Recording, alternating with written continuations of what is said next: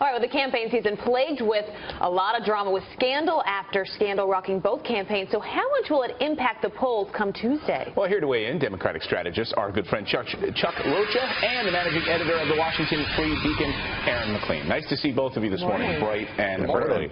Chuck, you know, it's interesting. You look at these last few days where Hillary Clinton is spending her time. Philadelphia, Tim Kaine going to Virginia. Do they smell some big trouble?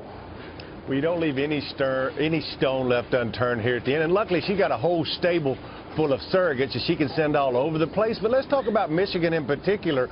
I'll take you back to the primary where she was up like 8 points the day before election. I worked for Bernie. We went in there and we won that race. Michigan is very volatile. And in these places, you don't want to take anything for granted, especially if you've been gone for a while. My firm, we did 1 million contacts yesterday. There's lots of people like my firm who are talking to Democrats all over the country. But some of them may feel neglected that they haven't seen her or she hadn't been around or she hadn't been running any TV advertisement. And then with the momentum of Trump, you don't want to take anything for granted. Absolutely. You look at just her visiting Pennsylvania last night. I mean, that 2 weeks ago wasn't really even in play, Aaron. Some people are calling it maybe the Comey effect, where you look at how much has changed so quickly in just the past 2 weeks. Do you think there's something to that? Absolutely. Look, Hillary clearly smells smoke in the firewall. There's no question about it.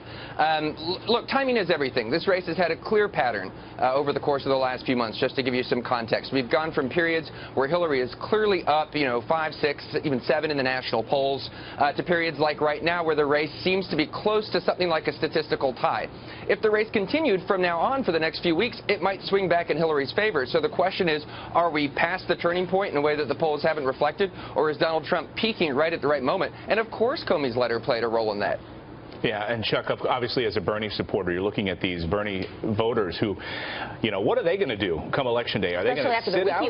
Yeah, are they going to sit out? They're going to say, you know what, this is not the person that I then moved my vote from Bernie to Hillary. Donald Trump seems to be closing the gap in some of these blue states. As we take a look at this map, this latest map this morning, Florida, Pennsylvania, Michigan, and there's even some rumblings this morning of Minnesota and whether the Trump campaign would head out there. What do you think, Chuck? Are these Bernie Sanders, these undecideds, these late movers going to go to Hillary Clinton and get out of bed on Tuesday?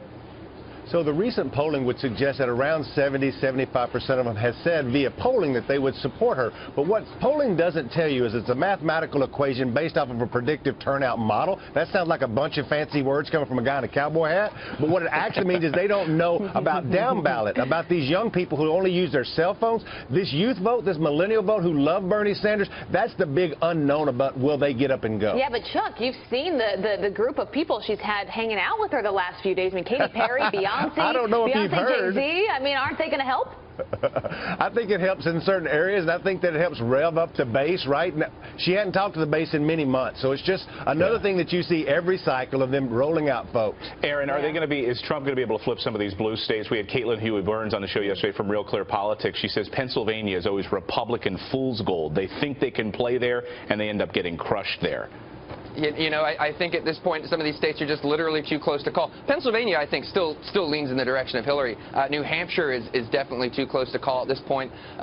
Chuck takes a very sanguine view of the movement on the Hillary campaign in Michigan right now. I would like to see the Clinton campaign's internal polling that's sending Hillary and President Obama to Michigan on Monday. I'd like to see the polling that's sending Tim Kaine to Virginia on Monday.